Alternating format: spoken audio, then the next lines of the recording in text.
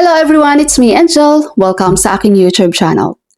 Pag-ibig MP2 or SSS Pension Booster? Alin kaya sa dalawa na ito ang magandang mag-invest ng ating kaperahan? So tingnan natin sa video na ito kung alin ang mas lamang, Pag-ibig MP2 or SSS Pension Booster. Alright, unahin natin sa membership. Sa membership ng Pag-ibig MP2, ito po ay eligible sa lahat ng kanilang Pag-ibig members.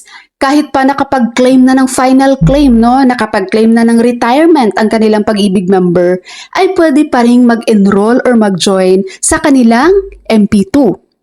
Basta naging member ka ni Pag-ibig.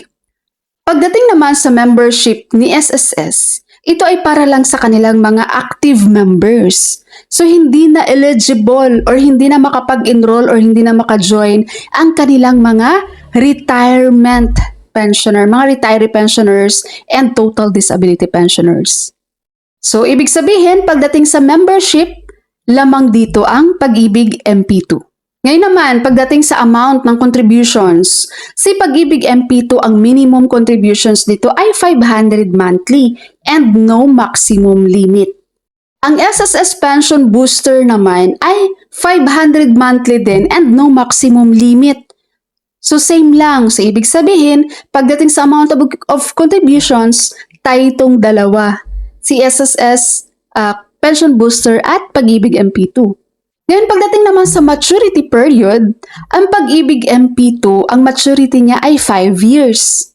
Kung hindi mo pa siya ma-withdraw ng 5 years, tutubo pa rin yung pera mo pero hanggang 7 years lang. Kapag more than 7 years na hindi mo withdraw ang MP2 mo, nandun lang yung pera mo sa Pag-ibig pero hindi na siya tumutubo. Natutulog na lang yung pera mo sa iyong Pag-ibig MP2. Whereas, pagdating naman sa maturity period kay SSS Pension Booster, 5 years din ang kanyang maturity period. Pero kahit hindi mo yan ma-withdraw ng 5 years, kahit more than 5 years na yan, kahit 10 years na yan, 20 years na yan, or kahit pa umabot na yan sa iyong retirement, ang pera mo sa iyong pension booster ay patuloy na tumutubo. Hindi titigil ang interest rate o yung tubo ng pera mo guys sa iyong SSS Pension Booster kahit pa yan ay more than 5 years na nasa SSS na hindi mo wini-withdraw. So ibig sabihin, pagdating sa maturity, ang lamang naman dito ay si SSS Pension Booster. Pagdating naman po sa ROI or Return of Investment, ang Pag-ibig MP2 po, magbabase tayo last year year 2025. Ang Pag-ibig MP2 savings, nag-earn po ito ng 7.12% doon sa interest rate. Ang SSS Pension Booster naman, nag-earn lang siya ng 6.83%. So, same year po ito, 2025 last year. So, dito sa ROI, lumamang dito si Pag-ibig Fund. Alright, so yun po. Ngayon, both SSS and Pag-ibig naman ay low risk. So safe po ang pera natin dito pareho. But if I really have to choose one, isa lang ang kailangan piliin, mas pipiliin ko si Pag-ibig MP2. Kayo ba guys, anong pipiliin nyo? Ako kasi, ilang taon na rin akong nakamonitor ng aking mga contributions sa Pag-ibig Regular Savings at Pag-ibig MP2 Savings. And napapansin ko talaga siya yearly, tumataas yung ROI or Return of Investment doon sa aking both regular savings tsaka MP2 savings. Mas higher talaga si Pag-ibig MP2 compared kay SSS Pension Booster.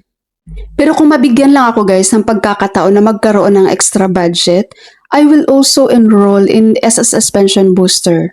Pareho naman tong maganda eh. Sa ngayon lang kasi talaga hindi kaya sa budget, kaya I really have to choose only one. Kaya MP2 ako, MP2 savings ako. And once na mag-mature na yung account ko sa MP2, still mag-open ulit ako ng another account sa MP2. Kung may extra kayo guys, pwede kayong mag-join din sa SSS Pension Booster dahil ang ganda din naman niya na ma-withdraw mo naman siya eh. Diba? 5 years din naman ang maturity niya, so ma-withdraw mo rin. So for now kasi, kaya ko pinipili si MP2, nagbebase muna ako sa ROI. mataas si MP2, di ba? Yung sabi ko nga last year si MP2 ay meron siyang nag-earn siya ng 7.12%. So si SSS Pension Booster naman 6.83%. Right? So yun lang po. That's all for my video for today. Thank you so much for watching everyone. God bless y'all.